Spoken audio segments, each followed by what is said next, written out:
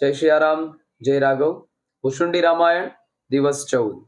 कही विराद बद जे ही विधि देह तजी सर्भंग परनि सुतेशन प्रीति पुनि प्रभु अगस्ति सतसंग।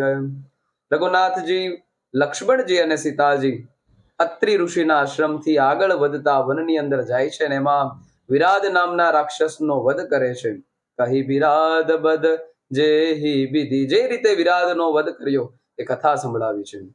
દેહતજી સરભંગ, સરભંગજી પાસે ગયા છે અને પોતાના યોગાગ્નિમાં પોતાના આ સ્થૂલ શરીરને રઘુનાથજીની સામે ત્યાગીને ભગવાનના સ્વધામની અંદર ગમન કર્યું છે, કથા સંભળાવી છે।